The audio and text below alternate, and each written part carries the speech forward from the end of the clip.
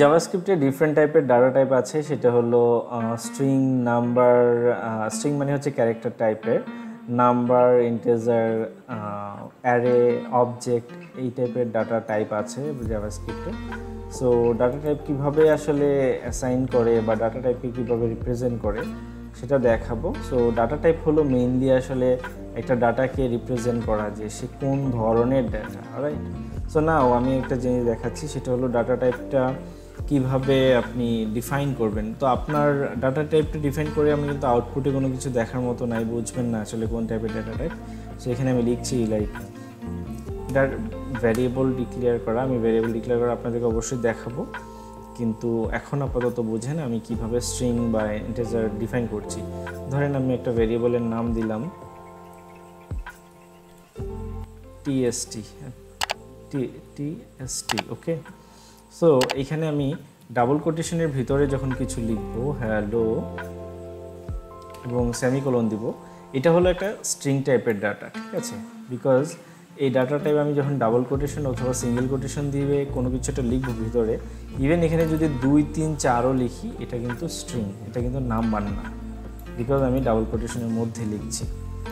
কিন্তু আবার নাম্বার কীভাবে বুঝবেন, আমি tst2 ইকুয়াল, আপনি যখন 2, 3, 4 লিখবেন, এটা একটা নাম্বার টাইপের ডাটা, ঠিক আছে?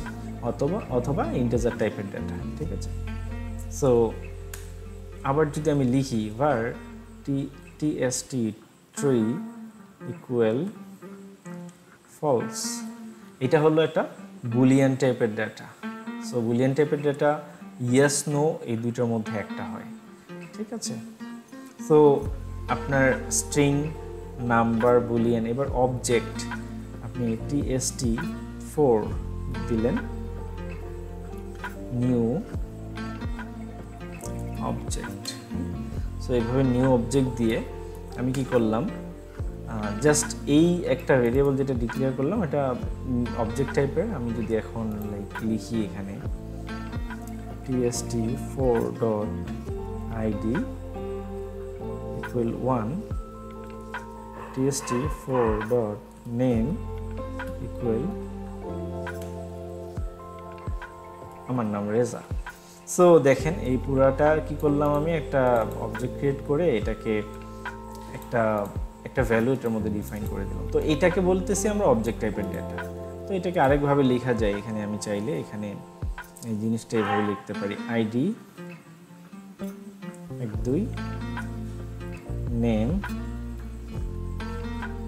রেজা। তো সেম জিনিস, এটা এভাবেও লেখা যায়, ওভাবেও লেখা যায়। সো এটা হলো অবজেক্ট টাইপের ডেটা, ঠিক আছে? সো আপনি অ্যারে কিভাবে ডিফাইন করবেন, var tst5 new array. So ধরেন অ্যারে কি জিনিস, অ্যারে মানে হলো একটা লিস্ট, ঠিক আছে?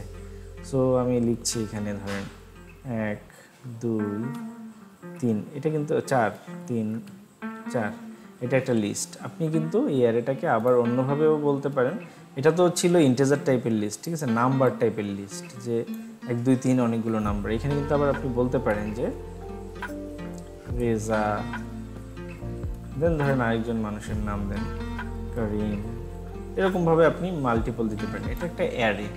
সো এইগুলোকেই আমরা বলছি ডাটা টাইপ। সো জাভাস্ক্রিপ্টে এই ডাটা টাইপ ভেরি ইম্পর্ট্যান্ট, এবং আমরা যখন রিয়েল লাইফ কাজ করব তখন বুঝতে পারবো আসলে ডাটা টাইপ কীভাবে কাজ করে। আমি জাস্ট আপনাদেরকে এক্সপ্লেন করে দেখালাম যে ডাটা টাইপটা আসলে কীরকম হয়। এটাকে অবজেক্ট বলছি বিকজ অফ অবজেক্ট মানে হলো কি, অনেকগুলো জিনিসকে নিয়ে এসে, দেখেন এখানে ইন্টিজার টাইপও আছে, এখানে স্ট্রিং টাইপও আছে, কিন্তু এখানে কিন্তু শুধুমাত্র এই স্ট্রিং ছিল, তার মানে এটা একটা স্ট্রিং টাইপের ডেটা।